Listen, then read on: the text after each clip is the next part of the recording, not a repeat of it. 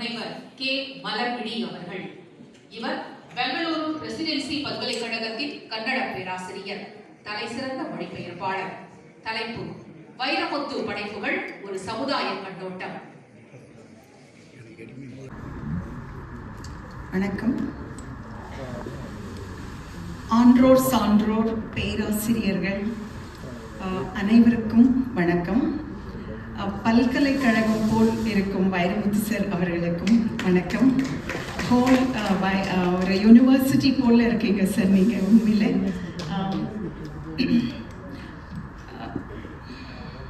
நான் கன்னடாவில் இப்போ இந்த ஆர்டிக்கல் சுருக்கத்தை சொல்ல போகிறேன், படிக்க போகிறேன். வைரமுத்து ಅವರ ಸಾಹಿತ್ಯ ಸಾಮುದಾಯಿಕ ದೃಷ್ಟಿ, தமிழில் சமுதாய கண்ணோட்டம். வைரமுத்து ಅವರ ಸಾಹಿತ್ಯ ಸಾಮುದಾಯಿಕ ದೃಷ್ಟಿ. ಸಾಹಿತ್ಯ ಜೀವನದ ಪ್ರತಿಬಿಂಬ, ಸಮಾಜಕ್ಕೆ ಹಿಡಿದ ಕನ್ನಡಿ. இலக்கியம் வாழ்க்கையின் பிரதிபலிப்பு, சொசைட்டிக்கு பிடிச்ச ஒரு ಕನ್ನಡಿ போல.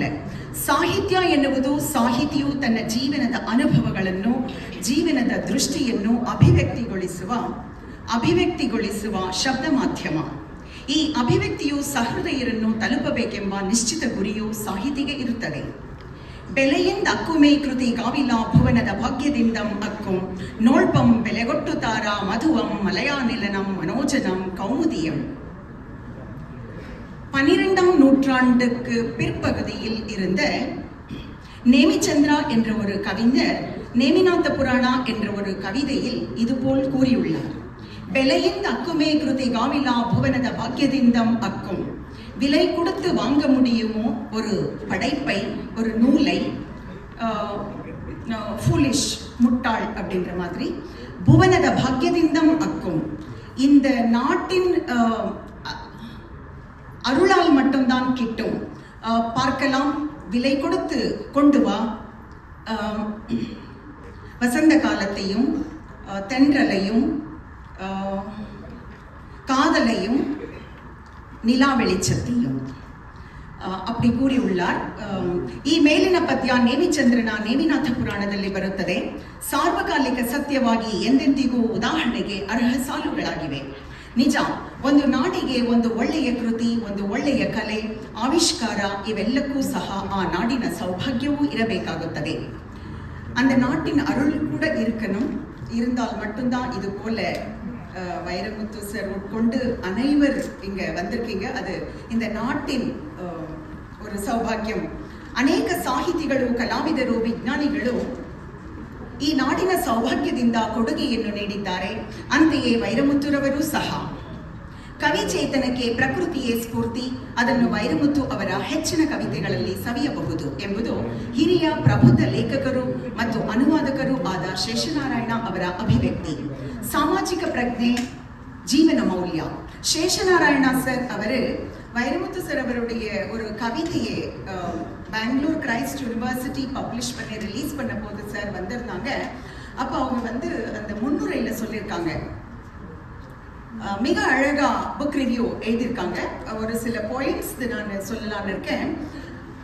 ராமாயணத்தையும் மகாபாரதத்தையும் எவ்வளோ ಶಾರ್ಟಾ சொல்ல முடியும். ಒಬ್ಬಾಕೆ ನಗಬಾರದೆಡೆ ನಕ್ಕು ಬಿಟ್ಟಳಲ್ಲ, ಅದುವೇ ಮಹಾಭಾರತ. ಒಬ್ಬಾಕೆ ನಗಬೇಕಾದೆಡೆ ನಗುವನ್ನು ಕಳೆದುಕೊಂಡಳು, அதுவே ராமாயண. உங்களுக்கு தமிழ் புரிஞ்சிருக்கும்னு நினைக்கிறேன். டிராவிடியன் லாங்குவேஜா இருக்கவே எந்த லைனுன்னு கூட உங்களுக்கு தெரிஞ்சிருக்கலாம்.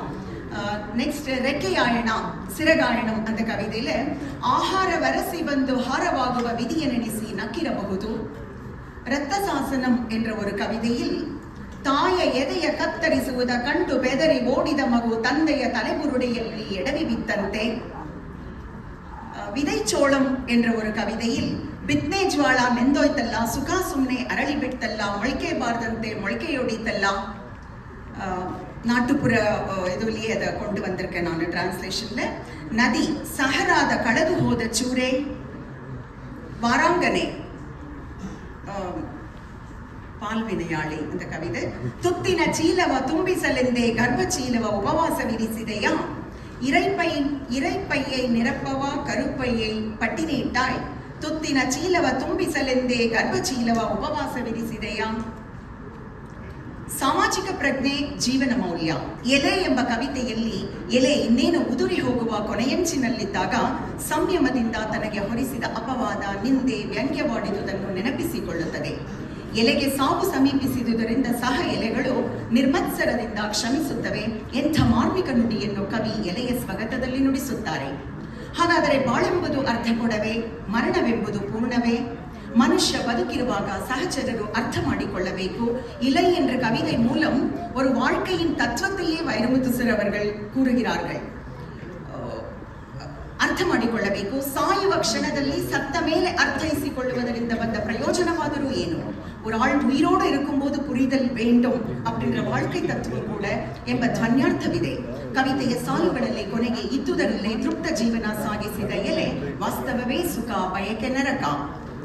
மாடர்ன் புத்தா போல சார் இங்கே சொல்லியிருக்காங்க, ವಾಸ್ತವವೇ ಸುಖ ಬಯಕೆ ನರಕ ಎಂಬುದಾಗಿ ನಿರ್ಧರಿಸುತ್ತದೆ. ವೈರಮುತ್ತುರವರ ಅನೇಕ ಕವಿತೆಗಳು ನಮ್ಮನ್ನು ವಿವೇಚನೆಯೆಡೆಗೆ ಕೊಂಡೊಯ್ಯುತ್ತದೆ. ರೆಕ್ಕೆಯಾಯಣ ಕವಿತೆಯು ಮನಸ್ಸಿಗೆ ಮರುಕವನ್ನು ತರುವ ಕವಿತೆ. ಶಿವಿಚಕ್ರವರ್ತಿ ಈ ನಾಡಿನವನೆಂಬುದು ಮಾತ್ರ ಸತ್ತ ಹಕ್ಕಿಗೆ ತಿಳಿಯದಂತಿರಲಿ ಎನ್ನುತ್ತಾರೆ. ಕವಿ ಬಾಲಕಿ ಮತ್ತು ದೇವತೆ ಕವಿತೆಯು ಕಟು ವಾಸ್ತವವನ್ನು ಹಾಗೂ ವಿಡಂಬನೆಯನ್ನು, ಜೀವನದ ವಿಪರ್ಯಾಸವನ್ನು ತಿಳಿಸುವಂತಹ ಅದ್ಭುತ ಕವಿತೆಯಾಗಿದೆ. ಇವರ ರಕ್ತಶಾಸನ ಕವಿತೆಯಲ್ಲಿ ಶ್ರೀಲಂಕಾದಲ್ಲಿ ನಡೆದ ಜನಾಂಗೀಯ ಕಗ್ಗೊಲೆಯನ್ನು ಕುರಿತು ವಿಭತ್ಸ, ಅಸಹಾಯಕತೆ, ದೌರ್ಬಲ್ಯ, ದೌರ್ಜನ್ಯ, ಕ್ರೌರ್ಯ ಎಲ್ಲದರ ಸಮ್ಮಿಳನದೊಂದಿಗೆ ದಾರುಣ ಚಾರಿತ್ರಿಕ ದಾಖಲೆಯಾಗಿ ಪರಿಣಮಿಸಿದೆ. ಯಾವ ಕಾವ್ಯದಲ್ಲಿ ವಾಚ್ಯಕ್ಕಿಂತ ವ್ಯಂಗ್ಯವೇ ಪ್ರಧಾನವಾಗಿದೆಯೋ ಅದು ಉತ್ತಮ. ಇದನ್ನು ಧ್ವನಿ ಕಾವ್ಯ ಎಂದು ಅಲಂಕಾರಿಕರು ಕರೆದಿದ್ದಾರೆ. கன்னடால வந்து பொய்டிக்ஸ், சான்ஸ்கிரிட் பேஸ்ட் நாங்கள் பொய்டிக்ஸ் எடுப்போம். அதுக்காக ಈ ಹಿನ್ನೆಲೆಯಲ್ಲಿ ಕೊನೆ ಹಗಲು ಎಂಬ ಕವಿತೆಯನ್ನು ಕಡೈಸಿ ಪಗಲ್ ಗಮನಿಸಿದರೆ ತಿಳಿಯುತ್ತದೆ. ಅಣುಚಳಿಗಾಲವನ್ನು ಕುರಿತು ಮಾರ್ಮಿಕವಾದ ಎಚ್ಚರಿಕೆ ನೀಡುತ್ತಿದ್ದಾರೆ ಕವಿ. ವ್ಯಂಗ್ಯ ನುಡಿಯಿಂದ ಸೂರ್ಯನಿಲ್ಲದೆ ಹೋದರೇನಂತೆ ಮನುಷ್ಯನೇ, ದೇವರನ್ನೇ ಸೃಷ್ಟಿಸಿದ ನೀನು ಶಾಖ ತಾನೇ ಬೇಕು, ಯಾವುದಾದರೂ ಒಂದು ಗ್ರಹವ ಉರಿಸು ಎಂದು ಹೇಳುತ್ತಾರೆ. ಈ ಸಮಾಜದಲ್ಲಿ ಬದಲಾವಣೆಯನ್ನು ತರಬೇಕಾದರೆ ಸಾಹಿತ್ಯದಲ್ಲಿ ವಿಡಂಬನೆಯೂ ಸಹ ಮುಖ್ಯ ಪಾತ್ರವನ್ನು ವಹಿಸುತ್ತದೆ. ಎಲ್ಲರೂ ಈ ನಾಡಿನ ಅರಸರು ಎಂದು ಕವಿತೆಯಲ್ಲಿ ಅರಸರಿಗೆಲ್ಲಯ್ಯ ಗೌರವ, ಎಲ್ಲರೂ ಈ ನಾಡಿನ ಮಂತ್ರಿಗಳಾಗುವುದು ಎಂಬುದಾಗಿ ಕವಿ ಪ್ರಶ್ನಿಸುತ್ತಾರೆ.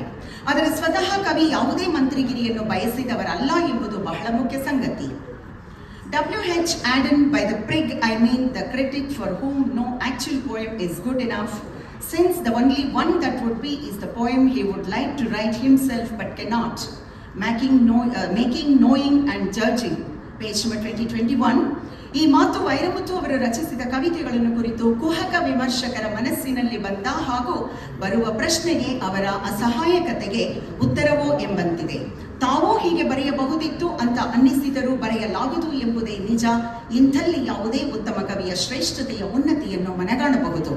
வைரமுத்து சார் அவருடைய கவிதையை படிக்கும் போது கூட சில பேர் இல்லை நமக்கு நல்ல விதமாக வரும், நம்ம கூட எழுதிருக்கலாம், ஆனால் எழுத முடியாது, அதுதான் அந்த இதுல சொல்லிட்டு இருக்காங்க, எழுத முடியாது.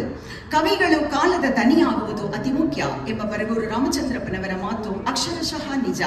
ಈ ಹಿನ್ನೆಲೆಯಲ್ಲಿ ಕಳ್ಳಿಗಾಡಿನ ಇತಿಹಾಸವನ್ನು ಗಮನಿಸೋಣ. என்னோட professor Guinness record breaker Baraguru Ramachandrappa sir சொல்லியிருக்கிற வார்த்தை இது. கவிಗಳು ಕಾಲದ ದನಿಯಾಗುವುದು, ಕವಿஞர்கள் ಕಾಲத்தின் ಕುರಲ್ ಆಗುವುದು ಅತಿ ಮುಖ್ಯ, ಮಿಗ ಮುಖ್ಯ ಎಂಬ ಬರಗೂರು ರಾಮಚಂದ್ರಪ್ಪನವರ ಮಾತು. ಅದರ ಅಡಿಪಡೆಯಲ್ಲಿ ಕಳ್ಳಿಗಾಡಿನ ಇತಿಹಾಸ. ಏಡಿ ಚಲಿಸಲು ಭತ್ತ, ನರಿಯೋಡಲು ಕಪ್ಪು, ಬಂಡಿಯೋಡಲು ಬಾಳೆ, ತೇರೋಡಲು ತೆಂಗು, ಸುಂಕೆಯೊಳಿದ್ರ ನಾಣ್ಣುಡಿ. ಬೇಯದೇವರ್ ತನ್ನ ಮಗ ಸೋಮಾರಿ ಚಿನ್ನುವಿಗೆ ಹೀಗೆ ಹಾಡಿ ತೋರಿಸುವ ಸಂದರ್ಭದಲ್ಲಿ ಓದುಗರಿಗೆ ಈ ವಿಷಯವನ್ನು ತಿಳಿಸಬೇಕು ಅನ್ನುವ ಅವರ ಸಾಮುದಾಯಿಕ ದೃಷ್ಟಿಯನ್ನು ನೋಡಿ. ಸುಪ್ರಸಿದ್ಧ ಅನುವಾದಕಿ, ಲೇಖಕಿ, ಇಂಗ್ಲಿಷ್ ಪ್ರಾಧ್ಯಾಪಕಿ ಪಾರ್ವತಿ ಜಿ ಐತಾಳ್ ಅವರು ನೊಬೆಲ್ ಪ್ರಶಸ್ತಿ ವಿಜೇತ ಪರ್ಲ್ ಎಸ್ ಬಕ್ ಅವರ ಕಾದಂಬರಿ ಗುಡ್ ಅರ್ತ್ ನ ನಾಯಕ ವಾಂಗ್ಲೂಂಗ್ ನನ್ನು ಹೋಲುವ ನಾಯಕನಾಗಿದ್ದಾನೆ ಕಳ್ಳಿಗಾಡಿನ ಇತಿಹಾಸದ பேயத்தேவர் ಎನ್ನುತ್ತಾರೆ. கள்ளிக்காட்டு இதிகாச கன்னடால நான் டிரான்ஸ்லேட் பண்ணது பிறகு ஒரு 5 மிகப்பெரிய டிரான்ஸ்லேட்டர் 70+, 80+, அவங்க எல்லாம் எழுதியிருக்கிற புக் ரிவ்யூ கன்னடால வந்திருக்கு. அதில் 2 வரி மட்டுமே நான் எடுத்திருக்கிறேன். ಅದು ಪ್ರಸಿದ್ಧ ಪತ್ರಕರ್ತರು, ಅದರಲ್ಲಿ ವಿಜೇತ ನೊಬೆಲ್ ಪ್ರಶಸ್ತಿ ಪಡೆದ ಎಸ್ ಬಕ್ ಅವರ ಕಾದಂಬರಿ ನಾವೆಲ್ ಅವರ ಗುಡ್ ಅರ್ತ್ அப்படின்றதுல வர வாங்லுங்கர் தழுவின மாதிரி இல்லை, அது போல இருக்கு. வந்து ಕಳ್ಳಿಕಾட்டில் இருக்கிற ஒரு ನಾಯಕನ್. ಪ್ರಸಿದ್ಧ ಪತ್ರಕರ್ತರು ವಿಮರ್ಶಕರು ಆದ ವೆಂಕಟೇಶ್ ಮಾನು ಅವರು ಕಾದಂಬರಿಯ ವಸ್ತು ಕೇಂದ್ರದಿಂದ ದೂರ ಸರಿಯದಂತೆ ಓದುಗರನ್ನು ಸೆಳೆದಿರುವ ಬಿಗಿಬಂಧದ ಆಕರ್ಷಣೆಯೂ ಆಗಿ ಈ ಕಾದಂಬರಿಯ ವಸ್ತು ಅಧ್ಯಯನದ ವಸ್ತುವೇ ಆಗಿದೆ. ಮಲಯಾಳಂ ಕನ್ನಡ ಅನುವಾದಕರಾದ ಕೆ ಪ್ರಭಾಕರನ್ ಅವರು ಕಳ್ಳಿಗಾಡಿನ ಇತಿಹಾಸ ಎಂಬ ಶೀರ್ಷಿಕೆ ಇದ್ದರೂ ಇದು ಪ್ರಪಂಚದ ಯಾವುದೇ ಅಭಿವೃದ್ಧಿ ಹೊಂದದ ಅಥವಾ ಅಭಿವೃದ್ಧಿ ಹೊಂದುತ್ತಿರುವ ರಾಷ್ಟ್ರಗಳಲ್ಲಿ ನಡೆಯುವ ಶೋಷಿತ ಸಮುದಾಯದ ಇತಿಹಾಸವೇ ಆಗಿದೆ ಎನ್ನುತ್ತಾರೆ. ಪ್ರೊಫೆಸರ್ ಶಿವರಾಮಯ್ಯನವರು ನ್ಯಾಯಪಥ ಎಂಬ ಪತ್ರಿಕೆಯಲ್ಲಿ ಕಳ್ಳಿಗಾಡಿನ ಇತಿಹಾಸ ಕಾದಂಬರಿಯನ್ನು ಕುರಿತು ಪುಸ್ತಕ ವಿಮರ್ಶೆಗಳಿಂದ ಹೀಗೆ ಹೇಳುತ್ತಾರೆ. ವೈರಮುತ್ತುರವರ ಕಳ್ಳಿಗಾಡಿನ ಇತಿಹಾಸ ಇದು ರಾಮಾಯಣವಲ್ಲ, ಗ್ರಾಮಾಯಣ. ಪುನರನುಭವಿಸಿ ಹೇಳಿತ್ತು ಸಾಹಿತ್ಯ ಎನ್ನುತ್ತಾ ವೈರಮುತ್ತು ಅವರ ಉಪಮೆಗಳನ್ನು ಆಸ್ವಾದಿಸಿ ಕನ್ನಡದ ಕವಿ ಉಪಮಾಲೋಲ ಲಕ್ಷ್ಮೀಶನಿಗೆ ಹೋಲಿಸಿದ್ದಾರೆ. என்னோட ப்ரொஃபசர் சிவராமையா 80+ அவங்க வந்து இந்த புக் ரிவ்யூ வைரமுத்து சார் கள்ளிக்காடின இதிகாசா கன்னடா புக்கை படிச்சு இது போல சொல்லிட்டு இருக்காங்க. இது ராமாயணம் அல்ல கிராமாயணம்ன்ற ஹெட்டிங்ல போட்டுட்டு அவங்க சொல்றாங்க 16th செஞ்சுரியில இருந்த லக்ஷ்மிஷா அவங்களுக்கு வந்து உபமாலோலான்னு சொல்லுவாங்க. உபமை தமிழ்ல சொல்றமே அது போல அவங்களுக்கு வந்து உபமா சக்கரவர்த்தி அது போல ಉಪಮಾಲೋಲ ಅವங்களை ಕಂಪೇರ್ பண்ணியிருக்கிறாங்க ವೈರಮುತ್ತು ಸರ್ ಬುಕ್ ರಿವ್ಯೂல. ಪರಿಸರದ ಬಗ್ಗೆ ಕಾಳಜಿ, ಸಾಮಾಜಿಕ ಪ್ರಜ್ಞೆಯಿಂದ ಸಮಾಜದ ಸರ್ವಾಂಗೀಣ ಪ್ರಗತಿಗಾಗಿ ಉಳಿವಿಗಾಗಿ ಇಂಥ ಕೃತಿಗಳನ್ನು ರಚಿಸಲು ಆಸ್ಪದವನ್ನು ನೀಡುತ್ತದೆ. ಈ ಹಿನ್ನೆಲೆಯಿಂದ ಮೂರನೇ ಉಲಗ ಪೋರ್ ಎಂಬ ಕಾದಂಬರಿಯಲ್ಲಿ ಬರುವ ಅಂಶಗಳನ್ನು ಗಮನಿಸೋಣ. ಇದು ಒಂದು ವೈಜ್ಞಾನಿಕ ಹಾಗೂ ವ್ಯವಸಾಯಕ್ಕೆ ಸಂಬಂಧಿಸಿದ ಕಾದಂಬರಿಯಾಗಿದೆ. ಜಾಗತಿಕ ತಾಪಮಾನವನ್ನು ಕುರಿತು 12 ವರ್ಷಗಳ ಹಿಂದೆಯೇ ಬರೆದ ಕಾದಂಬರಿ. ಇವರು ದೂರದೃಷ್ಟಿಯುಳ್ಳ ಸಾಹಿತಿ. ಜಗತ್ತಿನ ಸಮಸ್ತವೂ ಇವರ ಬರವಣಿಗೆಗೆ ವಸ್ತುವಾಗಿ ಪರಿಣಮಿಸಬಲ್ಲದು. ಇದೊಂದು ವಿಶಿಷ್ಟ ಕಾದಂಬರಿ. மூன்றாம் உலக போர், ஜாகதிக குளோபல் வார்மிஷன் பத்தி சொல்ற 12 வருடத்துக்கு முன்பே அவர் உள்ளார். ಕಾದಂಬರಿ ಇವರ ದೂರದೃಷ್ಟಿಯುಳ್ಳ ಸಾಹಿತಿ. ಜಗತ್ತಿನ ಸಮಸ್ತವೂ ಇವರ ಬರವಣಿಗೆಗೆ ವಸ್ತುವಾಗಿ ಕರುಪೊರುಳಾಗ ಪರಿಣಮಿಸಬಲ್ಲದು ಎಂಬುದು. ಮಹಾಕವಿತೆ ಇದೊಂದು ಅದ್ಭುತ ಮಹಾಕಾವ್ಯ. ಪಂಚಭೂತಗಳ ಬಗ್ಗೆ ಅದರ ಮೂಲವನ್ನು, ವೈಜ್ಞಾನಿಕ ಸಂಗತಿಗಳನ್ನು ಅದರೊಟ್ಟಿಗೆ ಮೊದಲಿಗೆ ಮನುಕುಲ ಬದುಕಬೇಕಾದರೆ ಪ್ರಥಮ ಚಿಕಿತ್ಸೆ, ಫಸ್ಟ್ ಏಡ್ ಪೋಲ ಪ್ರಥಮ ಚಿಕಿತ್ಸೆಯ ರೀತಿ ಸದ್ಯಕ್ಕೆ ಇರುವ ಭೂಮಿಯನ್ನು ರಕ್ಷಿಸಿ ಉಳಿಸಿಕೊಳ್ಳಬೇಕು ಎಂಬುದರ ಕಡೆಗೆ ಗಮನ ಸೆಳೆಯುವ ಕಾವ್ಯ. ಕರುವಾಚಿ ಕಾವ್ಯಂ 2006ರಲ್ಲಿ ರಚಿಸಿದ ಈ ಕಾದಂಬರಿ ಇಲ್ಲಿಯ ನಾಯಕಿ ಹಳ್ಳಿಗಾಡಿನ ಒಂದು ಬಡ ಕುಟುಂಬದಲ್ಲಿ ಹುಟ್ಟಿದ ಸ್ತ್ರೀ ತನ್ನ ಜೀವನದಲ್ಲಿ ಅಷ್ಟು ನೋವು ಸಂಕಟಗಳನ್ನು ಅನುಭವಿಸಿಯೂ ಜೀವನ ಪಥದಲ್ಲಿ ಸಾಗುತ್ತಿರುವ ಒಬ್ಬಾಕೆ ನೋಡಲು ಒಬ್ಬ ಸ್ವಾಮೀಜಿ ಬರುತ್ತಾರೆ. ಆ ಸನ್ನಿವೇಶ ಈ ಕಾದಂಬರಿಯ ಕೇಂದ್ರ ಬಿದ್ದು ಆತ ಹೇಳುತ್ತಾನೆ, ನಿನ್ನ ಅನುಭವದೊಂದಿಗೆ ನನ್ನ ಜ್ಞಾನವನ್ನು ಪರೀಕ್ಷಿಸಲು ಬಂದೆ ಎಂದು ಹೇಳುತ್ತಾ ಸಂಭಾಷಣೆ ಸಾಗುತ್ತದೆ. ತಣ್ಣೀರ್ ದೇಸಂ ಎಂಬ ಕೃತಿ ಮತ್ತೊಂದು ಸೊಗಸಾದ ಅಪ್ರತಿಮ ಕೃತಿ. எಷ್ಟர மட்டிಗೆ விசிஷ்டவாத காதம்பரி. அது சிறந்த காவியம் என்றால் 50 வருட காலம் அது எந்த டைம்ல கொடுக்கணும்னு நான் காத்துட்டு இருக்கிறேன், மன்னிக்க வேண்டும் அப்படின்னு ஸ்டார்டிங்ல சொல்றாங்க வைரமுத்து சார். தண்ணீர் தேசம் அதுல பேர் கூட தமிழ் ரோஜா கொடுத்தது அந்த தமிழ் உயிரோட இருக்கு அப்படின்னு கடைசியில சொல்றாங்க பாருங்க. தமிழ் எப்போ சாகாதுன்ற மாதிரி ವಾರ್ತೆಯಲ್ಲಿಯೂ அதை சொல்றாங்க. ಆಟ್ರುಪಡೆ ಎಂಬ ಒಂದು ಸಾಹಿತ್ಯ ಪ್ರಕಾರ ತಮಿಳಿನಲ್ಲಿ ಉಂಟು. ವೈರಮುತ್ತುರವರು ಸುಮಾರು 3000 ವರ್ಷಗಳ ತಮಿಳು ಕೃತಿಗಳನ್ನು ಪ್ರಾಚೀನ ಕೃತಿಗಳಿಂದ ಹಿಡಿದು ಇಂದಿನ ಕವಿವರ್ಯರವರೆಗೂ ಆಯ್ಕೆ ಮಾಡಿಕೊಂಡು ಒಂದು ಸಂಶೋಧನಾತ್ಮಕ ಲೇಖನಗಳ ಸಂಕಲನವನ್ನು ಬರೆದು ಭವಿಷ್ಯದ ಯುವ ಪೀಳಿಗೆಗೆ ಒಂದು ಮಾರ್ಗದರ್ಶಿಯಾಗಿರಲಿ ಎಂಬ ಮಾರ್ಗದರ್ಶಿಯಾಗಿರಲಿ ಎಂಬ ಸದುದ್ದೇಶದಿಂದಲೇ ತನ್ನ ಭಾಷೆ, ತಮಿಳು ಸಂಸ್ಕೃತಿ, ಸಾಹಿತ್ಯದ ಮನ್ನಣೆಯನ್ನು ಏರೆತ್ತರಕ್ಕೆ ಕೊಂಡೊಯ್ದಿದ್ದಾರೆ. ಇದುವರೆ 1983ರಲ್ಲಿ ಇದುವರೆಗೂ ನಾನು ಎಂಬ ಆತ್ಮಚರಿತ್ರೆ ಬರೆದಿದ್ದಾರೆ. ತನ್ನ 28ನೇ ವಯಸ್ಸಿಗೆ ಎಂಥ ಪರಿಪಕ್ವತೆ, ಜೀವನ ಚರಿತ್ರೆ ಎಂದು ಹೇಳಲು ಬಯಸದ ಕವಿ ಈ ಕೃತಿಯಲ್ಲಿ ಕೂಡ ಸಹಜವಾಗಿ ಅನೇಕ ಸಾಮಾಜಿಕ ವಿಷಯಗಳು ಮೂಡಿಬಂದಿರುವುದನ್ನು ಕಾಣಬಹುದು. ಸ್ವಲ್ಪ ಹೊತ್ತು ಮನುಷ್ಯನಾಗಿದ್ದವನು ಕಥೆಯೇ ಸಮಾಜಕ್ಕೆ ಹಿಡಿದ ಕನ್ನಡಿಯಂತಿದೆ. ಕೊಂಚ ನೇರಂ ಮನಿದನಾಗ ಇರುತ್ತಾನ್. ಮೀನಿನ ಬಗ್ಗೆ ಇರುವ ಕಥೆ ಒಂದು ಕಾರ್ಟೂನ್ ಚಿತ್ರಕ್ಕೆ ಬಳಸಿಕೊಳ್ಳುವಂತೆ ಇರುವ ಸೊಗಸಾದ ಕಥೆಯಾಗಿ ಮೂಡಿಬಂದಿದೆ. ಟಿ.ಎಸ್. ಎಲಿಯಟ್ ಮೇಜರ್ ಪೋಯೆಟ್ ಮತ್ತು ಮೈನರ್ ಪೋಯೆಟ್ ಬಗ್ಗೆ ಪ್ರಸ್ತಾಪಿಸುತ್ತಾ ಹೆಚ್ಚು ಕವಿತೆಗಳನ್ನು ಬರೆದವರು ಮೈನರ್ ಪೋಯೆಟ್ ಸಾಲಿಗೂ ಬರಬಹುದು, ಕಡಿಮೆ ಕವಿತೆಗಳನ್ನು ರಚಿಸಿದವರು ಮೇಜರ್ ಪೋಯೆಟ್ ಆಗಬಹುದು ಎಂಬುದು ಗಮನಾರ್ಹ. பட் இந்த இடத்துல அதிகமாகவும் எழுதி மேஜர் போயிட்டா இருக்காங்க வைரமுத்து சார். 1978ರಲ್ಲಿ ಬರೆದ ವೈರಮುತ್ತು ಅವರ ನಡೆತುಂಗಳ್ ಅನುವಾದಿತ ನಡೆಸಿರಿ ಕವಿತೆಯ ಪ್ರಭಾವ ಬೀರಿ ಇತಿಹಾಸವೆಂದರೆ ಅಂತ ಒಂದು ಕವಿತೆಯನ್ನು ಉದ್ದಟ ಎಂಬ ಕವಲನ ಸಂಕಲನದಲ್ಲಿ ಬರೆದಿದ್ದಾರೆ. ಇದು வந்து வீக்கெண்ட் வித் ஹரிஷ் ஸ்ரீனிவாசன் மூன்றாம் உலக போர் புக்கை படித்து அதனால் அவங்க இன்ஸ்பயர் ஆகி எவ்ரி வீக் ஃப்ரீயாக போய் வயல்ல வேலை செய்கிறாங்களோ அந்த ஐடி கம்பெனியில் இருக்கிற பசங்க அது 3ஆம் உலக போர் தான் எனக்கு தாக்கம் என்று சொல்லியிருக்காங்க. நான் கூகுளில் சர்ச் பண்ணும்போது பார்த்தேன்.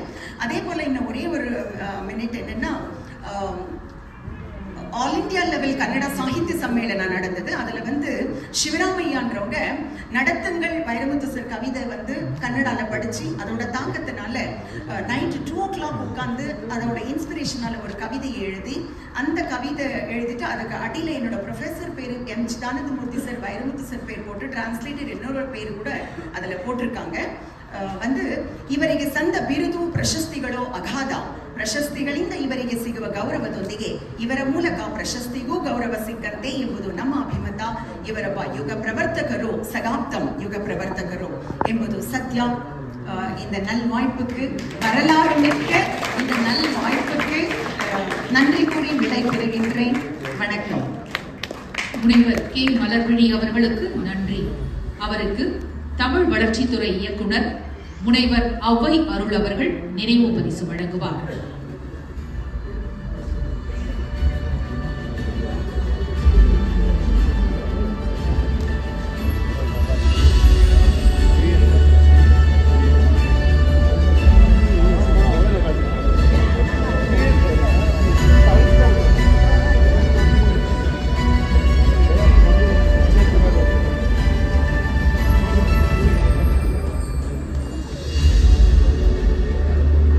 அடுத்து கட்டுரையாற்ற வருகிறார்